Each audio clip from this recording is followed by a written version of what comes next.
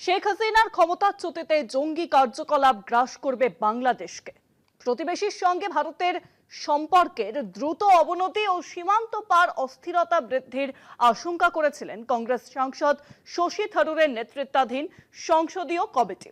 ঘটনাচক্রে যেদিন দুপুরে শশী ওই রিপোর্ট সংসদে পেশ করেন, সেদিনই রাতে নতুন করে বাংলাদেশ জুড়ে তাণ্ডব শুরু হয়েছে।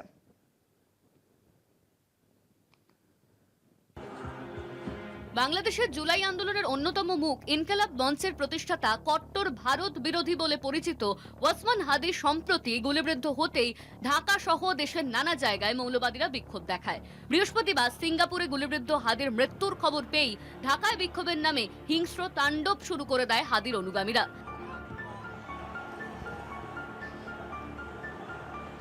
একাধিক সংবাদ মাধ্যম, আওয়ামী লীগের দপ্তর সহ বিভিন্ন জায়গায় হামলা চালায় ভারত বিরোধী স্লোগান দেওয়া জনতা। ভারতের বিদেশ মন্ত্রকের সংসদীয় কমিটি বৃহস্পতিবার শীত অধিবেশনে লোকসভায় তাদের রিপোর্ট পেশ করে। ঘটনাচক্রে সেই রিপোর্টেই বাংলাদেশে ফের সন্ত্রাসী মৌলবাদী শক্তি মাথাচাড়া দিতে পারে বলে আশঙ্কা প্রকাশ করা হয়।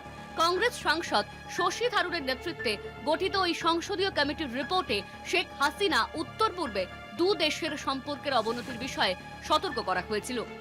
বাংলাদেশের ভারতীয় দূতাবাস আক্রান্ত হওয়ায় কূটনৈতিক সম্পর্ক দ্রুত হারে বিনষ্ট হওয়ায় ওই সংসদীয় কমিটির পর্যবেক্ষণ যথেষ্ট গুরুত্বপূর্ণ হয়ে উঠেছে।